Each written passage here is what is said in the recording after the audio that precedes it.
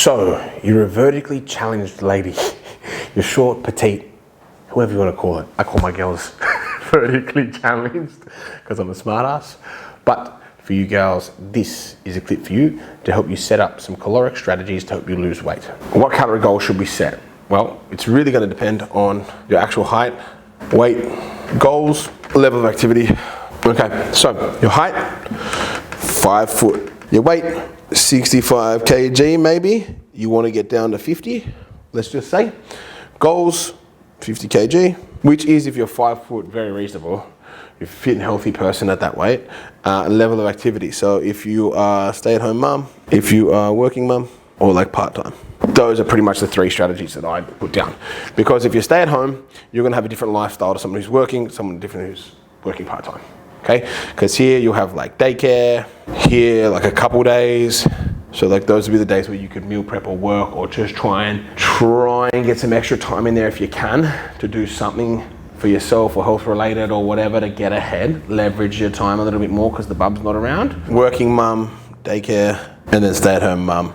Free, but kids everywhere. And mums, I'm sure you understand, you know what it's like if you're a stay-at-home mum and your child is with you or your children are with you, how hard it can be to do any sort of regular task, right?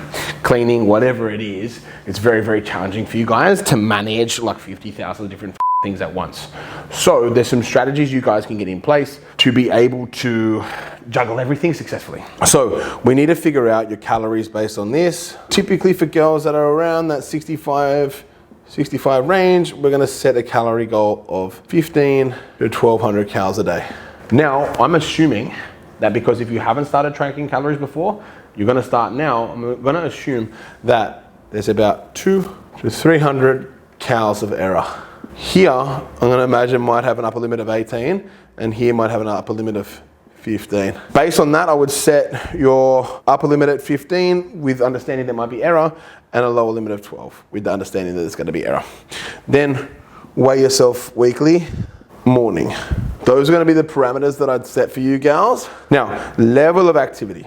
This is the tricky one for mums, okay? Because if you're a bit of a go-getter, a bit of a hustler as a mum, you're probably gonna have no excuses, but there's a lot of mums out there, maybe you're one watching, that hit me with the I've got no time thing, but then somehow another mum can have the time and pretty much the same parameters for working and that sort of stuff, but some of them don't have, they can never have an hour, and some of them have more than that, but the working constraints all seem very similar. Now everyone's life's different, but I've been training people for 10 years. I know bullshit when I smell it. If you've got a daycare, you're working mum part-time, you're probably going to want some meals for yourself. If you can afford it, this is always challenging, or you're gonna need to meal prep. So you can get a meal box service. Meal box is like those vac pack meals that you see, the fitness meals. If you're a working mum, you'll get them for lunch daily. So 5 eggs you'll need, and you'll want mostly high protein. And you'll want a banana or some sort of fruit and a protein bar or shake. Now that's gonna be what I'd set up for you guys if you're part-time. Probably meal prep because you might have some more time. Let's say if you've dropped off daycare every time you've been working, then let's say the days that you have stay at home, you might want to meal prep instead. If you're a stay-at-home mum though, what you will want to do to save cash, and it's just practical, is cook all your meals at home. What you won't want to do is cook lots of dishes that require you to be at the kitchen the whole time while the kids are running around. Because let's say if you've got 2, 3, 4 children, and they're all running around the kitchen when you're trying to cook, and hubby's not around to help control them, or keep them engaged, it can be pretty challenging. So what you want to do is think about the oven, air fryer, and bulk. Okay, because that way, if you're cooking in the oven or something like that, you can really, really let it take its time. Use pre-marinated chickens, all that sort of stuff, and it'll really you along your journey.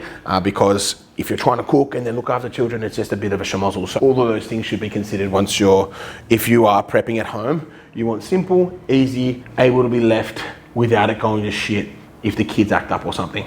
That's typically what I find when I'm coaching my mum. A big bunch of the barriers that come up in terms of difficulty for you guys. Hope this video helps. These are the parameters I'd set. This would be, based on what your working conditions are like at home and your familial conditions are like, and these are the solutions that I'd give you in order to make sure we get to that 1200 calorie a day plan if you are a vertically challenged lady. Hope this video helps, and if it did, please subscribe and leave a comment down below. Team, if you like that video, be sure to click here for your next video or here for something that you may like, all that sort of stuff. And make sure you subscribe and click the notification bell to make sure you get all our videos. We make at least one video daily on a different topic. See you on the next one.